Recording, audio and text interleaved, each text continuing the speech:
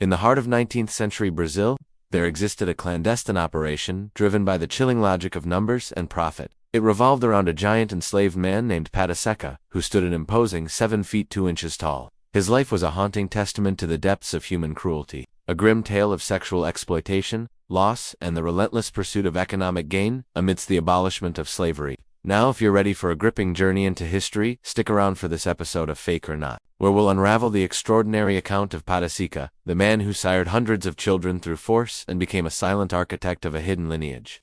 Before we dive in, be sure to hit that like button.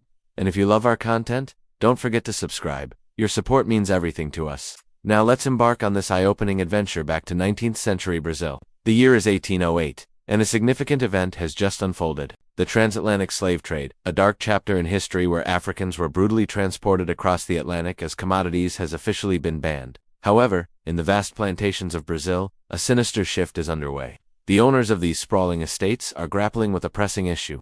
Decades of unchecked exploitation have depleted their supply of enslaved workers, a situation exacerbated by the high mortality rate resulting from diseases like yellow fever. To maintain their profitable operations, they must find a way to replenish their workforce. But with the slave trade outlawed, how can they do so?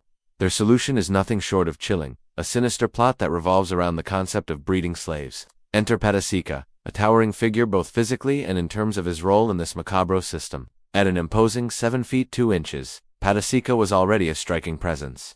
But it's what he represents that truly makes him stand out. He's a product of the darkest corners of the slave market, a man whose very existence serves as a tool for perpetuating slavery. His size alone made him a standout candidate for this perverse task. The slaveholders believed that bigger, stronger individuals would produce offspring better suited for the harsh realities of their brutal regime. In a twisted game of genetic roulette, they paired Pata Seca with enslaved women, initiating a horrifying process of systematic forced impregnation. The story doesn't end there. In fact, it's just beginning. Over time, Pata Seca's genetic contribution grew exponentially. The enslaved women, devoid of any autonomy or consent, bore his children repeatedly, expanding his lineage in a manner both astonishing and disturbing. As the years passed, his offspring played a pivotal role in maintaining the slave force, ensuring the continuation of a cycle of exploitation that seemed unbreakable. However, as the mid-19th century progressed, whispers of change began to circulate. A growing abolitionist movement was gaining momentum, and the Brazilian government was under increasing pressure to take action. Finally, in 1888,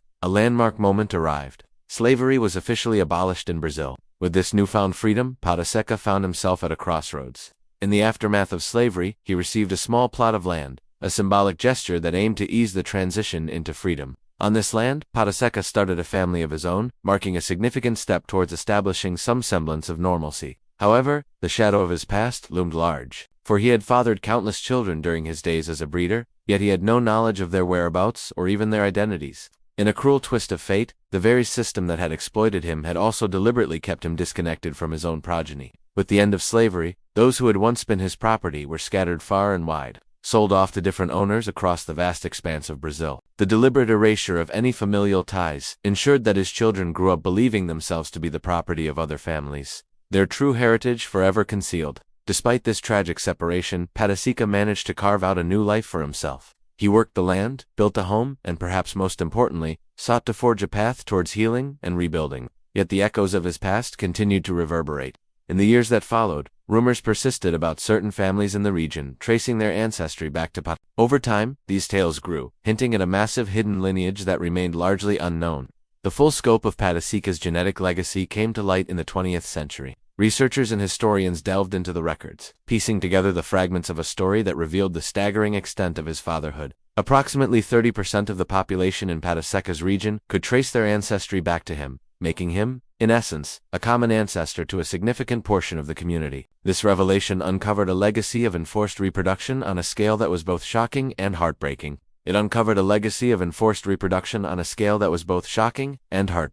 Across generations, women had been subjected to forced pregnancies, birthing children who were then separated from them, sold off and raised by other families. The absence of fathers and the erasure of birth records left many unaware of their true heritage. Pata Seca's story isn't just a footnote in history. It's a testament to the depths of human cruelty and the resilience of the human spirit.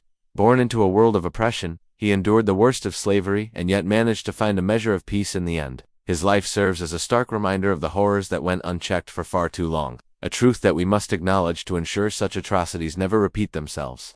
As we reflect on Pata Seca's life, we are confronted with the uncomfortable realities of our shared past. The story challenges us to confront the uncomfortable truths of history, urging us to acknowledge the darker chapters that have often been overlooked or minimized.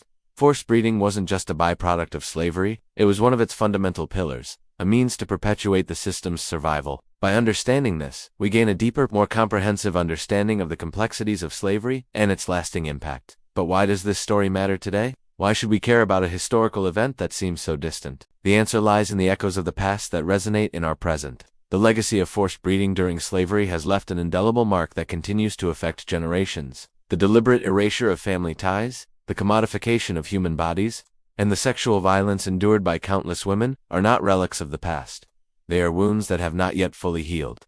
By shedding light on these hidden histories, we begin to understand the roots of systemic racism, the devaluation of black bodies, and the persistence of gender inequality. It compels us to confront the ways in which the past continues to shape our present, urging us to work towards a future that is more just and equitable. In the case of Brazil, the end of formal slavery did not bring about a true end to oppressive practices. The forced breeding program continued under a different guise. The enslaved individuals were still denied basic human rights and were treated as commodities. This prolonged the cycle of exploitation and perpetuated a system that profited from their subjugation. The commodification of human bodies persisted, turning individuals into mere instruments of production.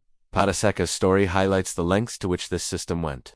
His towering physique was seen as an asset, a means to produce more enslaved individuals who could generate greater profits. The selection process for breeding was a calculated one, driven by the desire to create a stronger, more efficient workforce. It was a chilling blend of science and exploitation, where individual lives were reduced to statistics and profit margins. The story also unveils the psychological toll of this brutal system. The constant fear of being taken for breeding, the trauma of forced impregnation, and the agony of separation from one's children inflicted deep wounds that were passed down through generations. The deliberate erasure of family ties aimed to break the human spirit, to sever the bonds that connected people and gave meaning to their lives. It was an attempt to create a docile and easily controlled population. The continued use of enslaved individuals for breeding purposes raises questions about the role of consent and autonomy. The women subjected to this practice had no control over their reproductive rights. Their bodies were used to perpetuate slavery and generate profit without regard for their physical or emotional well-being. It was a violation of their fundamental human rights and a gross abuse of power. This practice also contributed to the growth of a hidden lineage. Children were born into a system of secrecy, their parentage concealed to maintain the integrity of the families who owned them. They grew up without knowing their true origins, and their heritage was erased from official records. It created a legacy of uncertainty and a profound sense of displacement. The story of Pata Seca and others like him is a powerful reminder of the human cost of commodification. It shows how enslaved individuals were reduced to tools and currency, and their pain and suffering were normalized and ignored. Their bodies were treated as instruments of production, and their humanity was stripped away. It's a stark reminder of the dangers of objectifying human beings and the importance of recognizing their inherent worth. In conclusion, the story of Pata Seca and the widespread practice of forced breeding during slavery is a haunting chapter in human history. It challenges us to confront the uncomfortable realities of our past and the lasting impacts of oppression and exploitation. By understanding and acknowledging these dark histories, we can work towards a future that values human rights, equality, and justice. Remember, education and awareness are the first steps towards dismantling the structures of inequality that continue to persist in our society. Let this story serve as a reminder of the strength and resilience of the human spirit in the face of adversity and the importance of fighting for a more compassionate and equitable world.